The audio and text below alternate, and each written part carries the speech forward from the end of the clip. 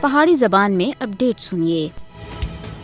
بھارتی حکومت مقبوضہ جموں کشمیر دی اصل صورتحال تھی دنیا کو بے خبر رکھنے دی ناکام کوشش کر رہی ہے۔ مقبوضہ جموں کشمیر دی حالات دن بدن کشیدہ ہوندی جا رہی ہیں اور مودی حکومت اس جدید دور وچ ان سنگین حالات کو دنیا تھی لکانے دی ناکام کوشش وچ مصروف ہے۔ بھارت دی درندہ صفت فوج ہر دیہڑے دی بنیاد دے اوتے کشمیریاں دا خون بہا رہی ہے۔ کشمیریاں کو جینے دے حق سمیت تمام بنیادی حقوق اور انسانی حقوق تھی محروم رکھیا ہویا ہے۔ کشمیر وچ بھارت دی 11 لاکھ فوج ہر طرح دا ظلم جاری رکھی ہوئی ہے اور ایک خطہ پوری دنیا وچ سب تھی زیادہ فوجی جمع والا علاقہ ہے۔ مقبوضہ جموں کشمیر دے لوگ ہندو بالادستی، مسلم دشمن اور کشمیر مخالف پالیسیاں دے وجہ تے بھارتی ظلم دا شکار ہیں۔ مقبوضہ جموں کشمیر دی آبادی دا تناسب تبدیل کرنے دے ناپاک منصوبے دے تحت کشمیری عوام دا بے دریغ قتل عام کیتا جا رہا ہے۔ مقبوضہ جموں کشمیر دی آبادیاتی حیثیت کو تبدیل کرنے دی بھارت دی کوشش اقوام متحدہ دی قرارداداں اور عالمی قوانین دی سراسر خلاف ورزیاں ہیں۔ مودی حکومت دی طرف تے مقبوضہ جموں کشمیر دی جغرافیائی حیثیت کو تبدیل کرنے دی کوششاں ایک جنگی جرم دے وچ آندی ہیں جس دا عالمی سطح دے اوتے سخت اور فوری طور دے اوتے نوٹس کرنے دی ضرورت ہے۔ اقوام متحدہ کو مودی کو مقبوضہ جموں کشمیر دی